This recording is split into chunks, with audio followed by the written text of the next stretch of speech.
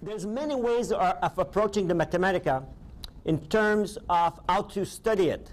You could start with A and finish with Z. That would be somewhat pathless. There would be no direction in it. The best way that has been developed was developed by Herring. It's called the diagnostic method, and it's to start with the most used remedy, with one of the most used remedy. You study it extensively, and then you compare other remedies with that one.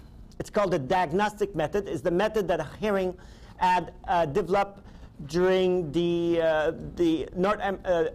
Allentown Academy training for the student.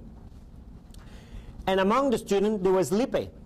So Lippe was trained by the diagnostic method, and you know that there was a whole generation there that received the training of Herring and were some of the best prescribers in our school in homeopathy, and especially Lippe, which certainly was the best prescriber.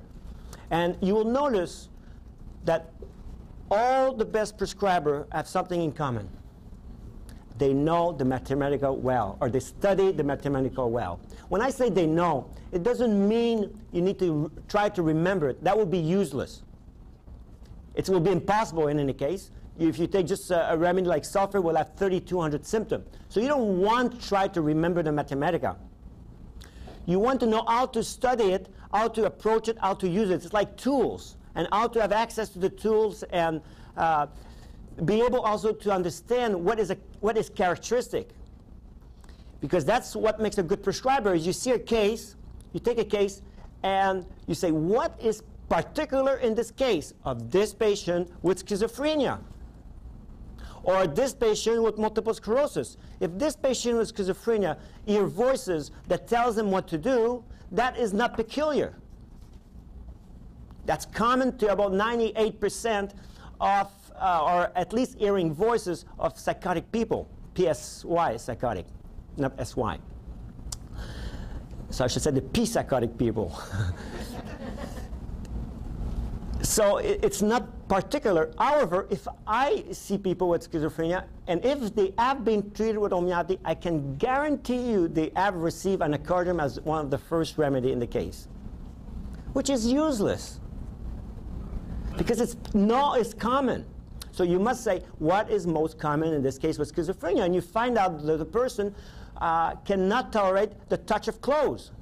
That's what is striking in this case. Not that he hears voices telling him what to do, but he cannot tolerate the touch of clothes. Okay? So you always ask to ask yourself what's more striking in the case. And that's what makes a good prescriber, to be able to perceive what is particular from what is common. How do we develop that sense?